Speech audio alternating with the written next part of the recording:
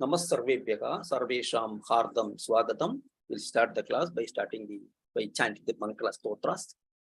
Krishno Rakshadu Manchara Chara Guruhu Krishna Namasyamyakam Krishne Namara Satravo Vinihataha Krishnaya Tasmai Namaha Krishna Deva Samuthidan Jagadidam Krishnasya Dasosmyaham Krishne Bhaktirajanjalastu Bhagavan He Krishna Tubhyan Namaha Prapanna Parijataya Totra Vetraika Panaye Jnana Mudraya Krishnaya Gita Duhe Namaha Vasudeva Sutandevam Kamsa Chanura Mardanam Devaki Paramanandam Krishna Vande Jagadgurum Sarvesham Punaswagatam. So we'll continue from this 26th sloka. This is 26th sloka. Yavat sanjayate kinchit sattvam sthavara jangamam kshetra kshetrajna sayogat tadvidhi bharatarshabha. Sayogat. This is some, here we should use this E. Kshetra, kshetra. There is a ditvam here. Kshetra, kshetra. Kshetra, kshetrajna sayogat tadvidhi bharatarshabha. So here Bhagavan says, whatever being is born, yavat sanjayate, whatever being is born, the unmoving or the moving, sthavara jangamam, that is where it is stay put or moving, O best of Varadas. Bharatarshabha means O best of Varadas. Know it, tatvidhi, know that it to be the form from the union of Kshetra and Kshetratna. Kshetra, Kshetratna Sayoga. Union of Kshetra and Kshetratna is born this, all the beings in this universe. So Kshetra and Kshetratna unite to form the phenomenal universe that you see in front of our eyes. The whole universe that we see is the union of Kshetra and Kshetratna with the universe and beings in it. All the beings in it are by the union of Kshetra and Kshetratna. The insentient Kshetra, that is insentient means that is lifeless or which has no feelings or anything, that is insensitive. Kshetra appears sentient. It becomes as if it has life, it has this thing, due to the superimposition of Kshetratna. So the Kshetratna is superimposed on Kshetra so that we feel that it has got life. So the immovable, the imperishable, we know the Kshetratna, Brahman, appears to be born, grow and die due to the identity with Kshetra. With the Kshetra, it is identifies Kshetra, it is superimposed, Kshetratna is superimposed on Kshetra. So we feel that Kshetratna is born, grow and die due to identity with Kshetra. Common man misreads the characteristics of Kshetra and Kshetratna. If we shift our attention slightly from the nature of I to the nature of the universe, you see the entire universe, forget yourself, nature of the universe, we may be able to get a true picture of our own nature. So Sri Krishna asserts that every other being in the universe has come into existence just like we have. All other beings have come into existence just like we have. That is Kshetratna Sayoga. So the Kshetratna, the higher aspect of Prakriti, has identified itself with the Prakriti, the lower aspect of Prakriti. The higher aspect of Prakriti has identified with the lower aspect of Prakriti. So such mistaken identification creates the Purusha or the Jiva. Brahman is created because of the identification with the Prakriti. It is made as a Purusha. So or the individual soul. Because everybody is, same Brahman exists everywhere, but because the identification with the body, we get it as a Purusha or the individual soul. So this Purusha develops attachment to gunas of Prakriti, Sattva, Rajas, and Tamas gunas, accumulating selfish desires, karmas into the process. So this Brahman, as with Chatra Yoga, it has become a being, and this being is identifying with the Kshetra, and it takes the gunas of the Prakriti, and it develops selfish desires or karmas, and in the process it does. So this is what is told here in this Chatra Yoga Tadviti Paradarshan. We'll continue. Sapna Bhagini. Yavat sanjayate kinchit. Yavat sanjayate kinchit. Sattvam sthavara jangamam. Sattvam sthavara jangamam. Sattvam sthavara jangamam. Kshetra kshetrajna sayogat. Kshetra kshetrajna sanyogat. Kshetra kshetrajna sanyogat. Tadviddhi bharatarshabha. Tatvidhi bharatarshabha. Tatvidhi bharatarshabha. Uttam, well chanted. Dhanyavad. Sala Bhagini. Yavat sanjayate kinchit. Yavat sanjayate kinchit. Yavat sanjayate kinchit. Sattvam sthavara jangamam. Sattvam sthavara jangamam. Sattvam sthavara jangamam. Jangamam, not jangamam. Sthavara jangamam. Sattva sthavara jangamam. Kshetra kshetrajna sayogat. Kshetra kshetrajya sayogat. Kshetra kshetrajya sayogat. Tadviddhi bharatarshabha. Tadviddhi paradarshapa. Tadviddhi paradarshapa. Uttam. Rema Shriram Bhagini. Yavat sanjayate kinchit. Sattvam sthavara jangamam.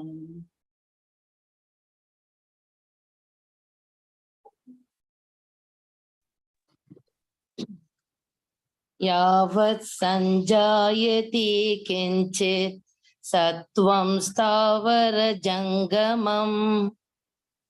Yavat sanjayati kinchit sattvam sthavara jangamam. Kshetra kshetrajna sayogat. Tadviddhi bharatarshabha. Kshetra kshetrajna sayogat tadviddhi bharatarshabha. Kshetra kshetrajna sayogat tadviddhi bharatarshabha. Uttam. Thank you. Golak Mahodaya. Yavat sanjayate kinchit. Sattvam sthavara jangamam. Kshetra kshetrajna sayogat. Tadviddhi bharatarshabha.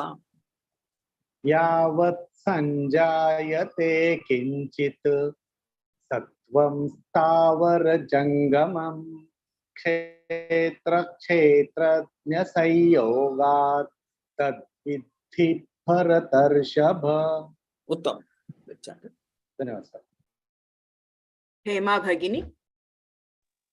Yavat sanjayate kinchit sattvam sthavara jangamam kshetra kshetrajna sayogat tadvidhi bharatarshabha. Uttam. Well chanted. Raghunath Mahodaya.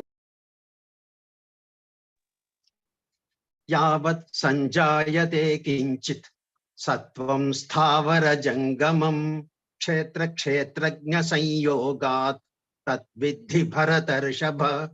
We'll move to the next sloka. So here, how a jnani was realized sees the Paramatman, see the Paramatman, Brahman. So samam sarveshu bhuteshu tishthantam parameshwaram vinashyatsva vinashyantam yaf pashyati sa pashyati. So samam sarveshu bhuteshu tishthantam parameshwaram vinashyatsva vinashyantam. Vinashyatsva vinashyantam yaf pashyati. So here there is upadmaniya. Yaf pashyati sa pashyati. So here how a jnani sees the Brahman. So he who sees the Supreme Lord established equally in all beings, Parameshwaram, Supreme Being, Tishthantam, established in Sarva Bhuteshu, in all beings, equally in all beings, as the imperishable, Vinasyatsva Vinashyantam, imperishable within the perishable. That is Vinasyatsu Avinashyantam. That is among the perishable, the imperishable. Vinasyatsu Avinashyantam Yaf Pashyati. Who sees? He sees actually. Who sees the imperishable in the perishable? He sees. Yaf Pashyati. Who sees? Sa Pashyati. He sees. So Parameshwaram is the persisting substratum. Among all beings, Parameshwara is there. The universe and the beings appear and disappear, but Paramatman, Parameshwara is ever himself unaffected. A Brahmajnani takes note of this. In his vision, the universe is not independent of Paramatman. Paramatman, the universe is with Paramatman. Substratum is Paramatman. For ignorant, the universe seems real. Universe seems real, and Paramatman remains unknown for the ignorant people. So we often tend to focus on the perishable aspects of others, like appearance, words, ideas, thoughts, and so on. We tend to focus on those things. Shift focus from the perishable to the imperishable. See Ishvara in everything and everyone, including ourselves. So see Ishvara everywhere. Don't concentrate on the perishable things, concentrate on the imperishable. Sri Krishna asserts that one who develops such a vision, who sees the imperishable Kshetrajna in the perishable, in the Kshetra, Kshetrajna in the Kshetra, he sees truly, not anyone else.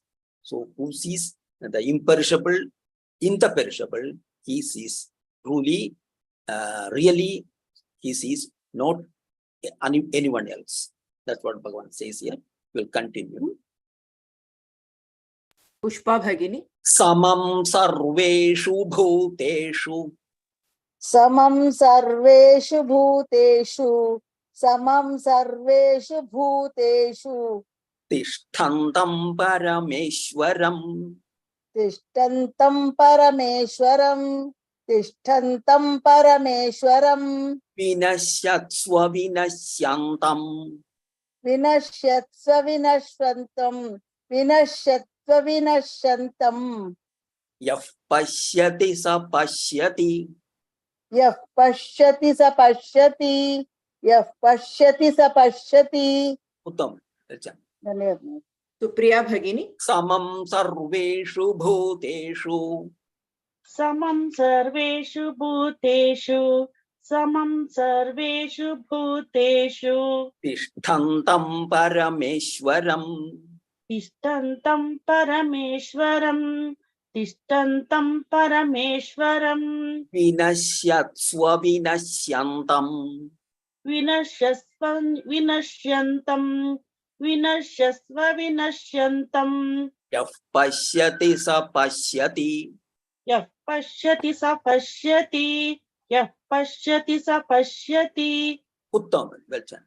Dhanyavad. Kalavati Bhagini. Tamam sarveshu bhuteshu tishthantam parameshwaram. Samam sarveshu bhuteshu tishtantam parameswaram. Samam sarveshu bhuteshu tishtantam parameswaram. Vinasyatsva vinasyantam yaf pashyati sa pashyati. Vinasyetsva vinasyantam yah pasyati sa pasyati. Vinasyetsva vinasyantam yah pasyati sa pasyati. Pashyati.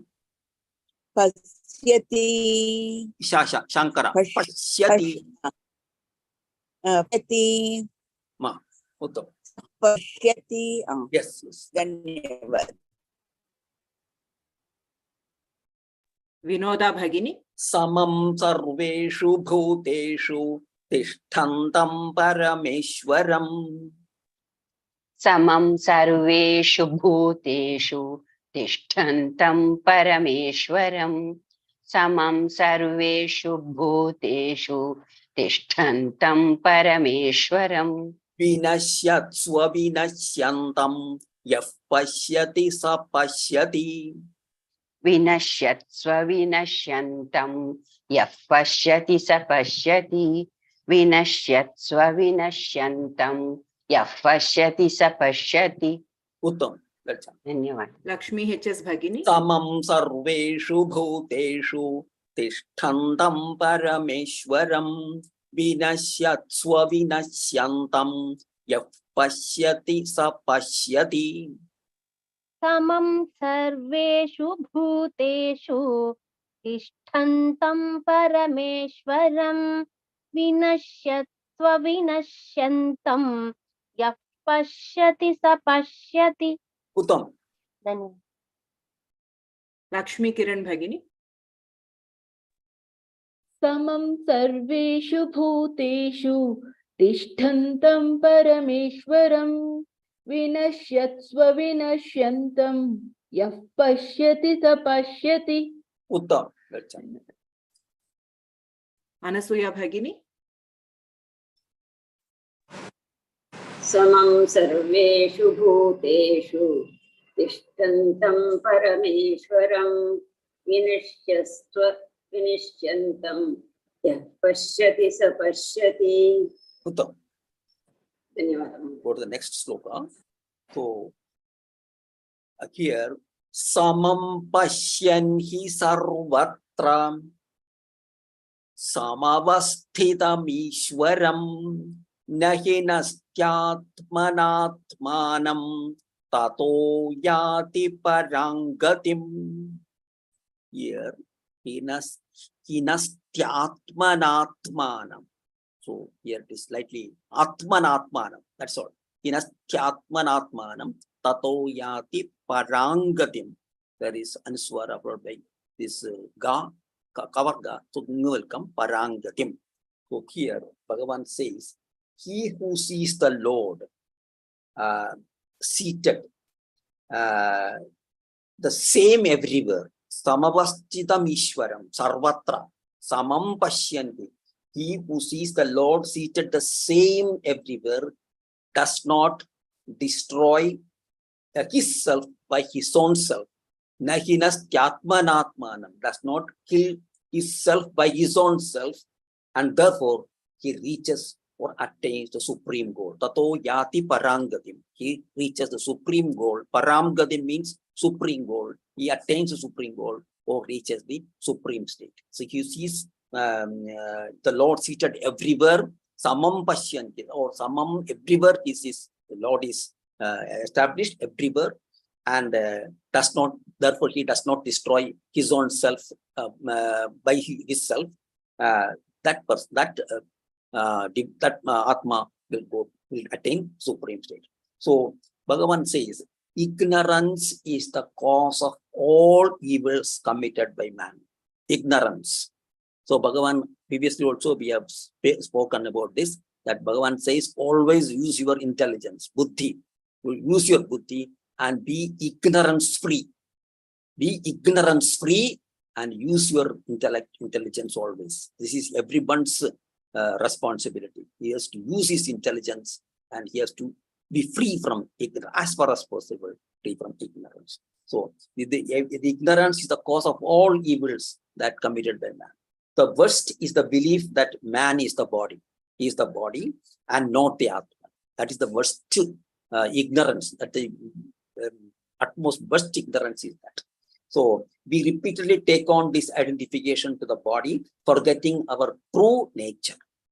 So we get stuck in endless cycle of desire, action, birth and death.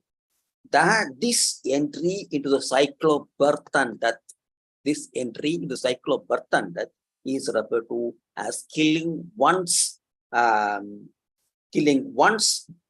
self by one's own self. Is going on, entering into birth and death, this cycle. This is called killing one's self by one's own self. Further, he believes that he believes that beings are separate from one another. Beings are separate from one another. The ignorant man thinks that beings are separate from one another, but they are mere modifications of one cosmic entity. It comes from the same source, so they are not separate. So causing injury to others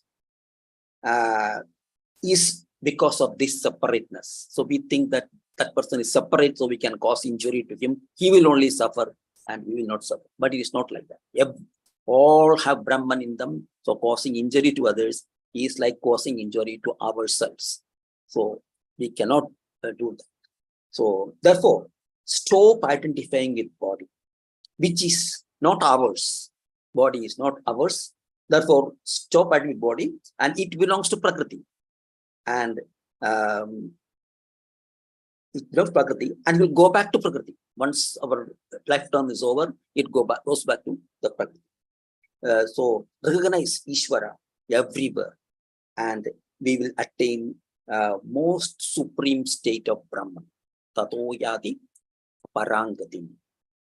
That the instant we realize our identity with Brahman, we attain moksha. So this is what Bhagavan says. We have to always identify with Brahman, so that the moment we realize our identity with Brahman, we attain moksha. This is what Bhagavan says in this sloka. Samam, we will continue. Padma Vishwanathan Bhagini. Samam pashyan hi sarvatra. Samam pashyan hi sarvatra. Samam pashyan hi sarvatra. Samavasthitam Ishwaram. Samavasthitam Ishwaram. Samavasthitam Ishwaram. Nahi nastyatmanatmanam. Nahi nastyatmanatmanam. Nahi nastyatmanatmanam. Tato yati parangatim. Tato yati parangatim. Tato yati parangatim. Uttam, well done. Dhanyavad. Rita Bhagini. Samam pashyan hi sarvatra. Anita Sharma Bhagini. Hare Krishna. Samam pashyan hi sarvatra. Samam pashyan hi sarvatra. Samavasthitam Ishwaram. Samavasthita.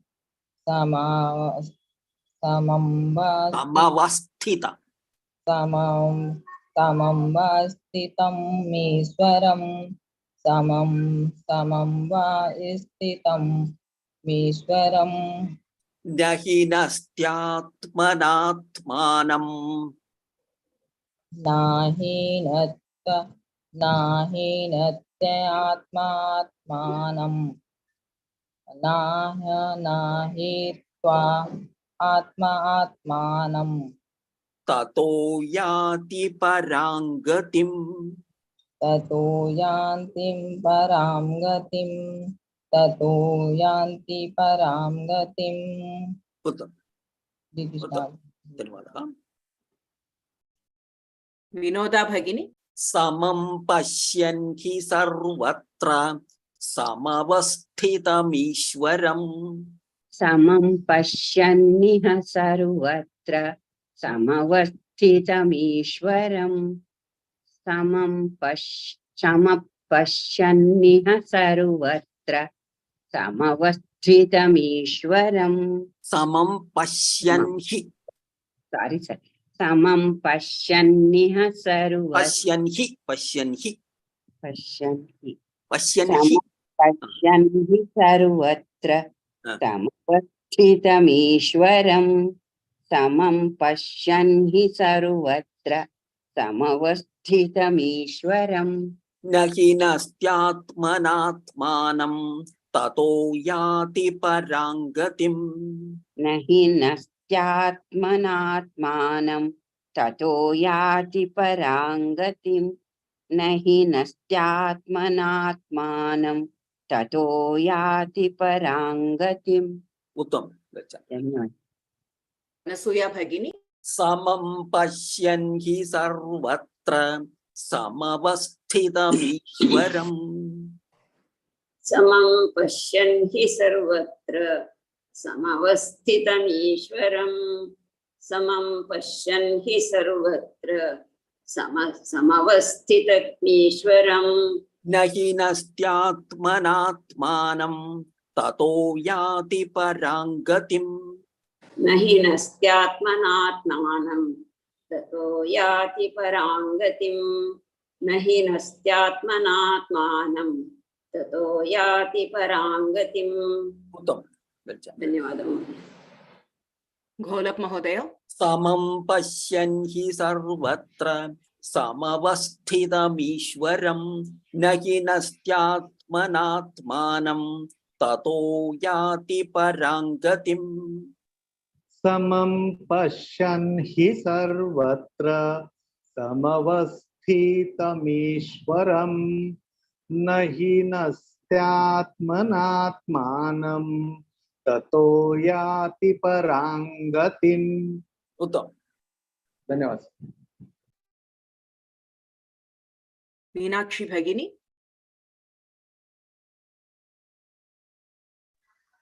Samam Pashyanhi Sarvatra Samavasthitamishwaram Nahi nastyatmanatmanam Tato yati parangatim.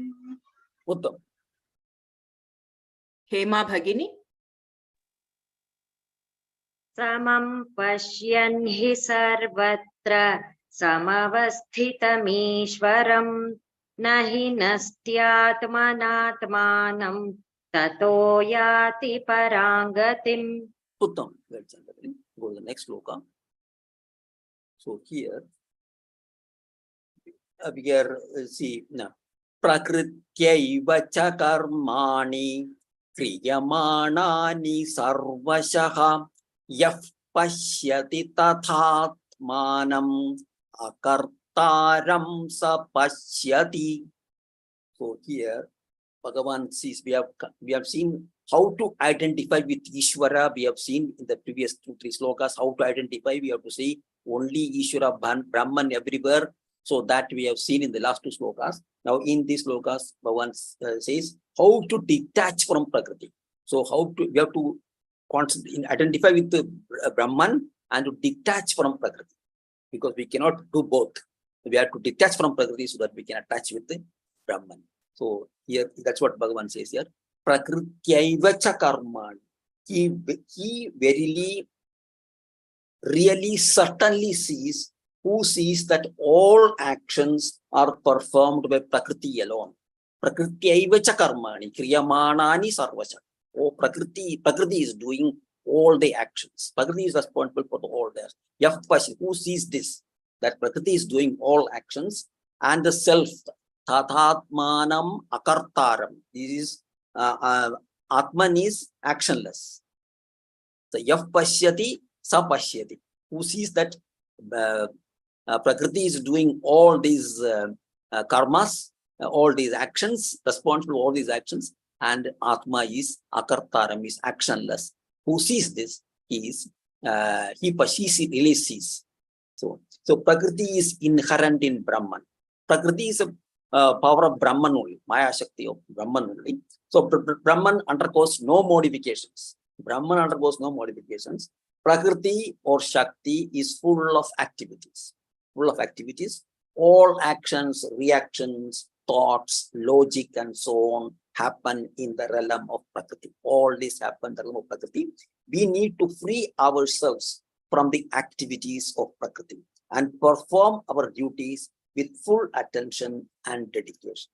We need to detach from all these reactions, thoughts, logic, etc., and perform our duties with full attention and dedication. The body of a jnani was realized also belongs to Prakriti. Body of a jnani was realized also belongs to Prakriti. Activities may go on endlessly, but the supreme state of jnani is not affected. Supreme state of jnani is always with the Brahman. Activities may go on, but this thing is always on Brahman. So a man, Atman is actionless, while body is full of activities. So we say Atmanam Akartaram, whereas body is full of activities. We can exhaust all selfish desires, leave reactions and results to Ishvara, because it is all are happening in his Prakriti. All these reactions and sorrows, etc., happening in his Prakriti, which is his machine. Prakriti is also his making only. So everything is happening in that Prakriti only. We can leave everything to Ishvara and do our duties, everything, submitting everything to Ishvara. So he who is able to intuit these, so who is able to intuit that Prakriti is doing all the activities and the Atma is Akarta, is not the, is actionless, he is able to intuit this, he is an enlightened one.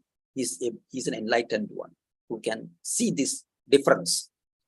So that's what Bhagavan says in this sloka. So here, after concluding how to attach or how to be identified with Atman, how to detach from karma, from all these karmas, actions due to Prakriti. So how to detach from the effect or the actions of Prakriti. That's what Bhagavan says in this. So because we have to understand that Prakriti is only doing all actions and this Atman is Akarta, actionless. We'll continue.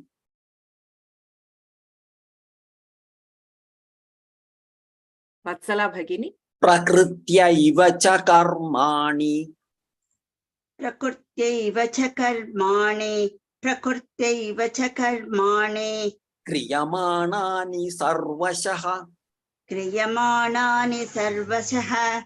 Kriyamanani sarvashaha. Yah pashyati tathatmanam.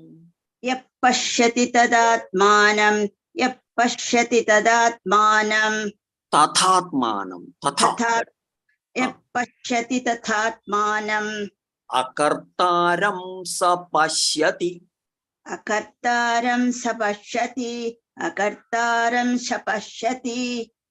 Yes, sa pashyati. This is sa. Akartaram sa pashyati. Akartaram sapashyati. Uttam. Supriya Bhagini. Prakritya iva cha karmani. Prakrtaiva cha karmani. Prakrtaiva cha karmani. Prakritya iva. Tya. Tya is there. Prakrtyaiva. Ah. Prakrtaiva cha karmani. Prakrtaiva cha karmani. Prakritya iva. Prakritya. Itya is there. Ta ya. Tu ya. Both of them. Prakrtyaiva. Prakritya iva. Prakrtaiva. Sorry, Cha sir. karmani. Yes. Prakrtaiva cha karmani. Prakrtaiva cha karmani. Kriyamanani sarvashaha. Kriyamanani sarvashaha. Kriyamanani sarvashaha. Yah pashyati tathatmanam. Yah pashyati tatatmanam. Yah pashyati tatatmanam. Akartaram sa pashyati. Akartaram sa pashyati. Akartaram sa pashyati. Uttam. Dhanyavad. Pushpa Bhagini. Prakritya iva cha karmani. Kriyamanani sarvashaha. Prakrtyaiva cha karmani. Kriyamanani sarvashaha. Prakrtyaiva cha karmani. Kriyamanani sarvashaha. Yah pashyati tathatmanam. अकर्तारं स पश्यति यः पश्यति तथात्मानम् अकर्तारस पश्यति अकर्तारस पश्यति यः पश्यति तथात्मानम् अकर्तारस पश्यति अकर्तारं स पश्यति अकर्तारं स पश्यति अकर्तारं स पश्यति स पश्यति स स पश्यति make it clear अकर्तारं स पश्यति उत्तम पद्मा अकर्तारं स विश्वनाथन भगिनी पश्यति प्रकृत्यैव च कर्माणि क्रियमाणानि सर्वशः प्रकृत्यैव च कर्माणि क्रियमाणानि सर्वशः प्रकृत्यैव च कर्माणि क्रियमाणानि सर्वशः यः पश्यति तथात्मानम् अकर्तारं स पश्यति यः पश्यति तथात्मानम् अकर्तारं स पश्यति यः पश्यति तथात्मानम् अकर्तारं स पश्यति उत्तम प्रेमा श्रीराम प्रकृत्यैव च भगिनी कर्माणि क्रियमाणानि सर्वशः यः पश्यति तथात्मानम् अकर्तारं स पश्यति प्रकृत्यैव च कर्माणि क्रियमाणानि सर्वशः यः पश्यति तथात्मानम् अकर्तारं स पश्यति उत्तम नागमणि भगिनी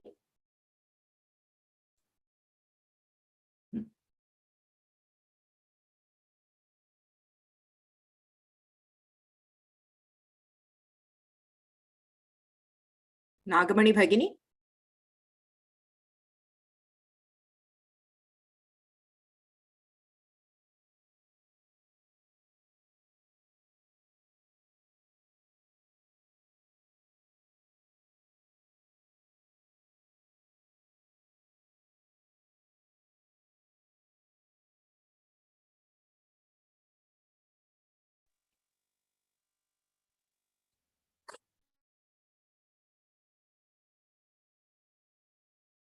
नमो नमः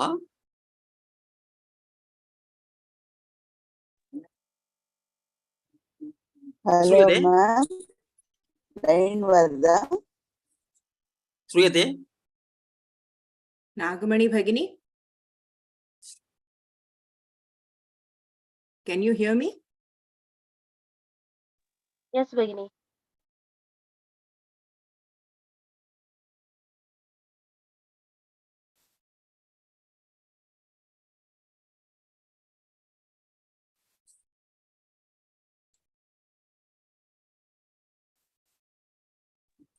Somebody else can see chant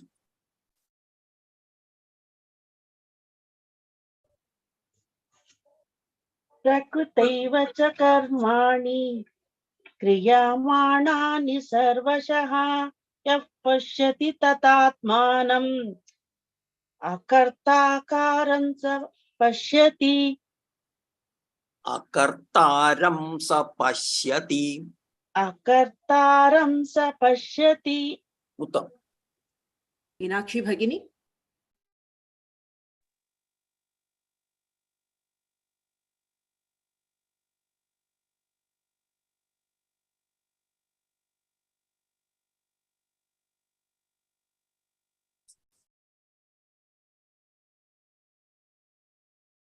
Meenakshi भगिनी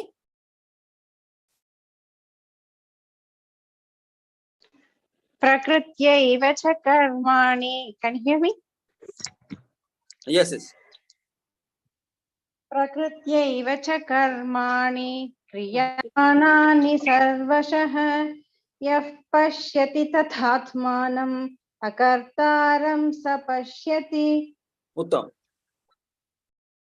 लक्ष्मी किरण भगिनी प्रकृत्यैव च कर्माणि क्रियमाणानि सर्वशः यः पश्यति तथात्मानम् अकर्तारं स पश्यति उत्तम go to the next shloka Yada bhuta prithak bhavam ekasthamanupashyati tata eva cha vistaram brahma sampadyate tada. Here yada, not yatha, yada. Yada bhuta prithak bhavam. Bhuta prithak bhavam ekastham anupashyati tata eva cha vistaram brahma sampadyate tada. So here Bhagavan says, when the relationship between the two kshetra and the kshetrajna. So when he realizes, when a devotee or a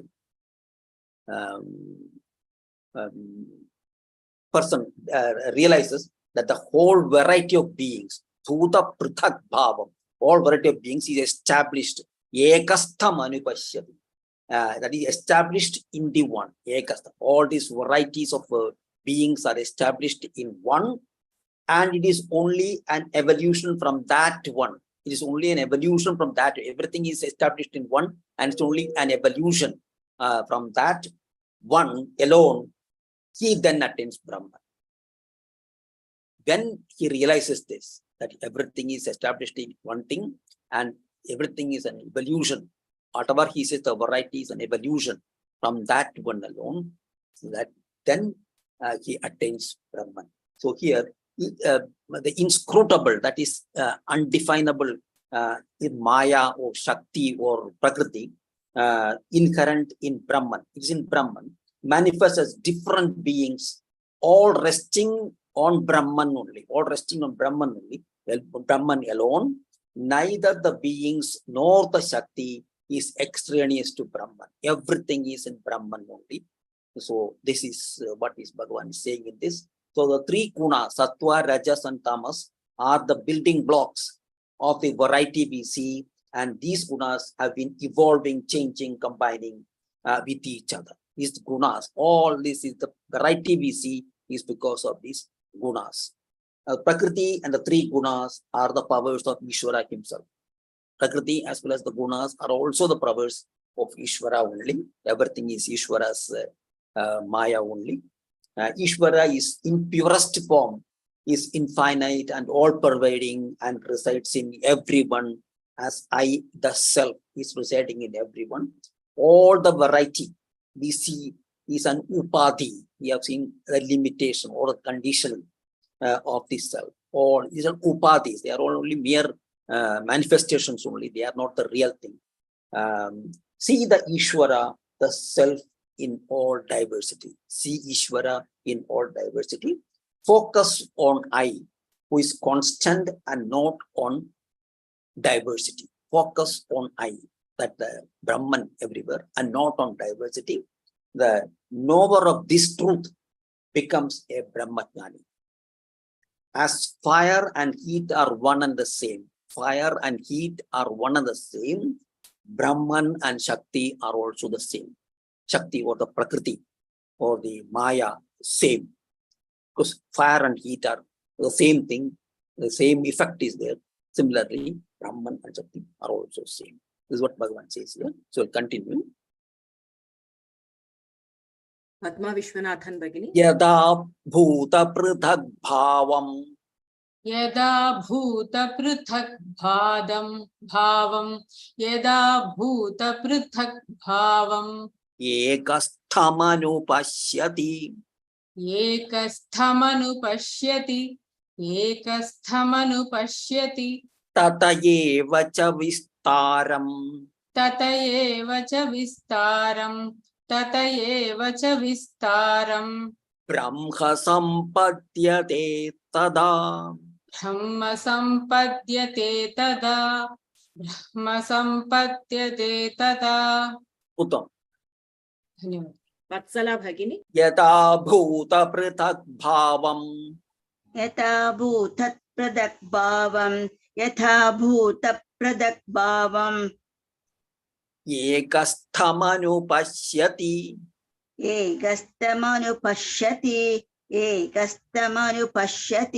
Tatayeva cha vistaram. तत एव च विस्तारं तत एव च विस्तारं ततयेव च विस्तारम् तत एव च विस्तारं एव च this is च तत एव च विस्तारं ब्रह्म सम्पद्यते तदा ब्रह्म सम्पद्यते तथा ब्रह्म सम्पद्यते तथा तदा यदा तथा तदा तथा ब्रह्म सम्पद्यते तथा तदा तदा yes रघुनाथ महोदय यथा यदा भूत पृथक् भावम् एकस्थमनुपश्यति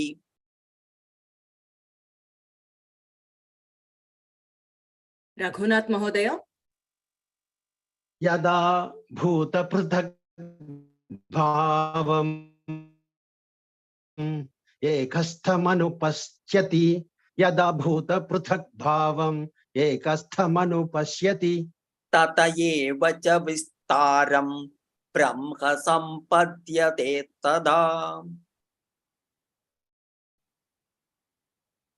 तत एव च विस्तारं ब्रह्म सम्पद्यते तदा तत एव च विस्तारं ब्रह्म सम्पद्यते तदा उत्तम अनसूया भगिनी यदा भूत पृथक् भावम् एकस्थमनुपश्यति यदा भूत पृथग्भावम् एकस्थमनुपश्यति यदा भूत पृथग्भावम् एकस्थमनुपश्यति तत एव च विस्तारम् ब्रह्म सम्पद्यते तदा तत एव च विस्तारम् ब्रह्म सम्पद्यते तदा तत एव च विस्तारम् ब्रह्म सम्पद्यते तदा उत्तम धन्यवादः लक्ष्मी किरण भगिनी यदा भूत पृथक् भावम्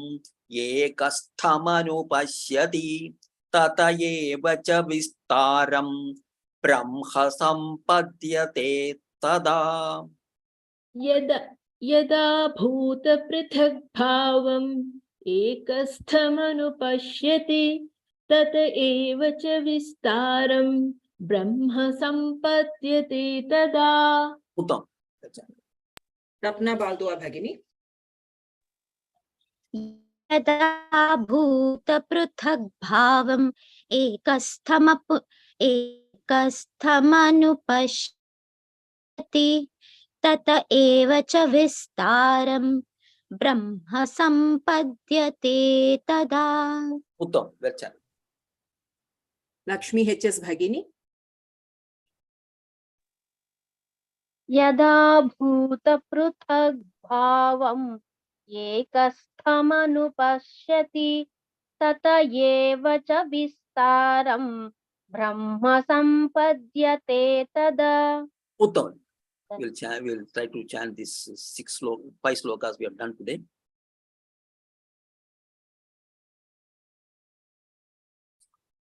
नागमणि भगिनी